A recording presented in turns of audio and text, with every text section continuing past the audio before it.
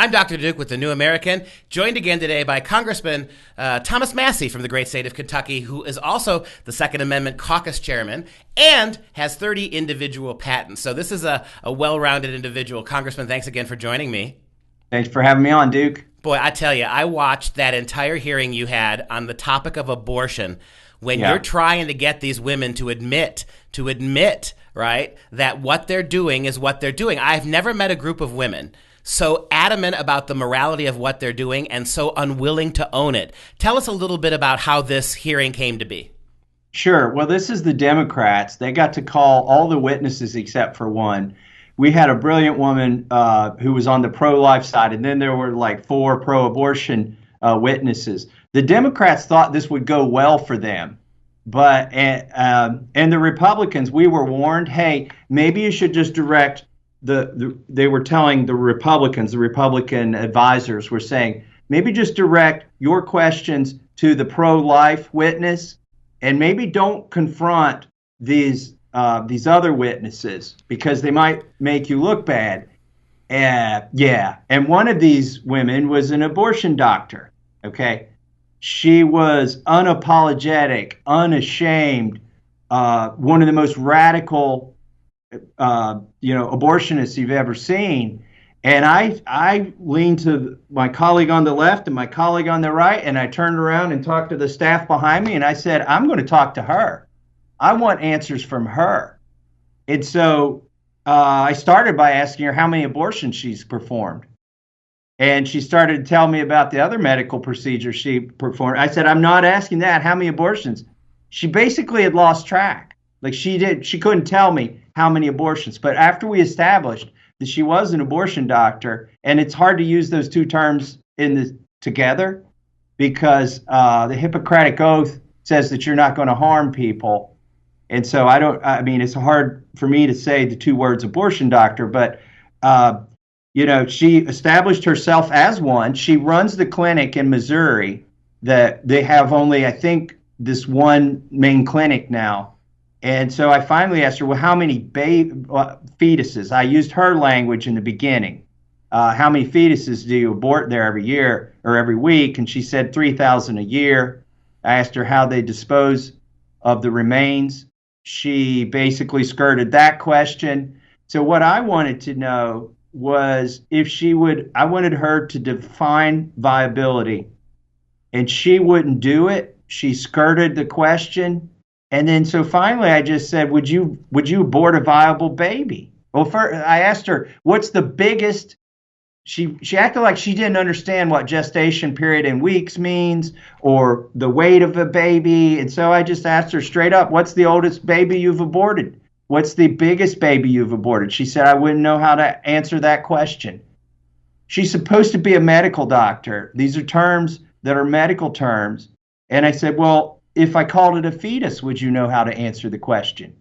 And that kind of threw her off base. But I just got to the heart of the matter, and I said, I said, in the absence of a law preventing you from aborting a viable fetus, would you abort a viable fetus? And she wouldn't answer the question. It was so painful for me to talk to her about this in these terms.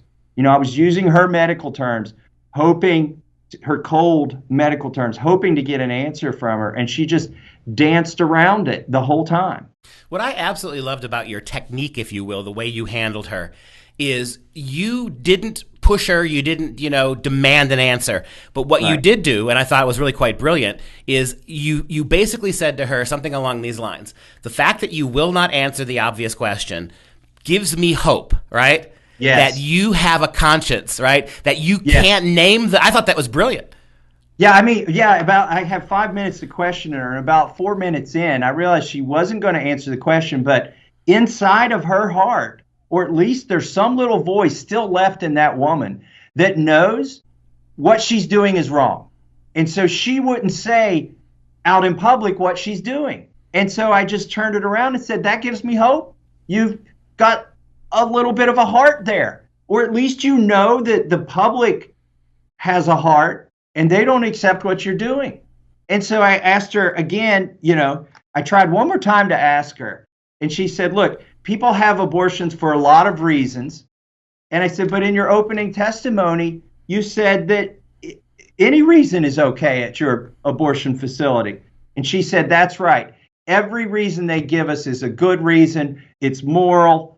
And so she basically said she would do, she skirted the question, but if you could sit and watch 5 painful minutes of it, what you will see is an abortion doctor who basically admitted she would abort a baby 5 minutes before it was born for any reason, whether it's an inconvenience in the mother's education or work, that those would be viable reasons to abort a baby with just minutes before it starts breathing air.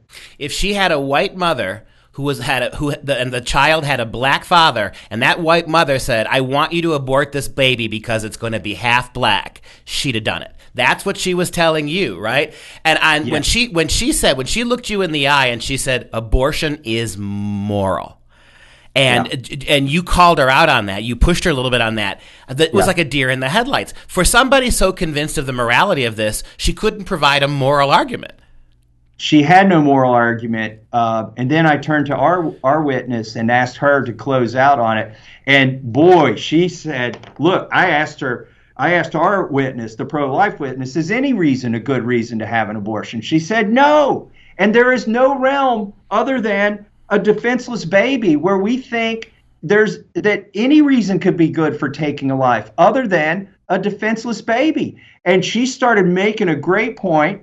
The chairman came in. By the way, the congressman before me had gone like 2 minutes past his 5 minutes. And as soon as 1 second, it was 5 minutes and 1 second, he started gaveling our witness down. And we had to protest and get this lady like 30 more seconds just to finish what she was saying. But he wanted to shut her down because she was speaking truth to power. And he did not like it, exposing the immorality of abortion. Yeah, Ali Stuckey did a fantastic job taking the pro-life.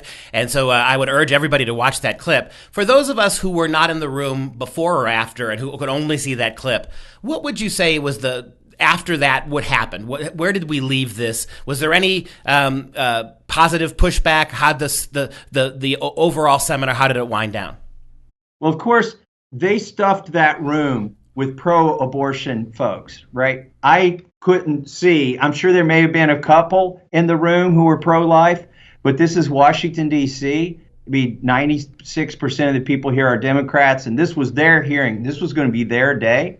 And I felt like as I was asking this doctor the questions and exposing her depravity and her complete lack of morality, and then as Ms. Stuckey chimed in and drove the point home, I didn't see any smiles. I didn't see any laughing. And this is among the people who want abortion for any reason up to any age. I think they were sitting there thinking this is not going well for us because he's just made not just a moral argument, but a logical argument for why this is wrong. And I just felt like the whole room wanted to take a deep breath when that questioning was over, because frankly, it was outside of my comfort zone to do it.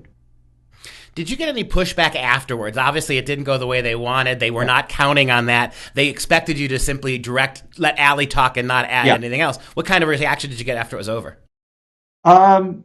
Nobody wanted to debate me. Imagine that. Like, nobody came and said, I want to follow up on that question. They were so glad when my time was up. And so I got a lot of positive feedback, frankly, on the internet. When I put it on Twitter and Facebook, usually you get a lot of haters. 50% of the comments are going to be the resist movement.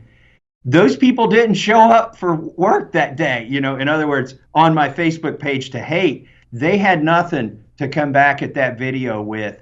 And so we scored some points for the unborn and those that can't protect themselves in that hearing, and that upset the Democrats. They were planning for us to just roll over It was wonderful to see. And if I may say, exactly what Washington, D.C. needs is more moral arguments. Please, sir, keep making them. Congressman Tom Massie from Kentucky, thank you so much for your work on this issue, standing up for life. Thank you, Duke.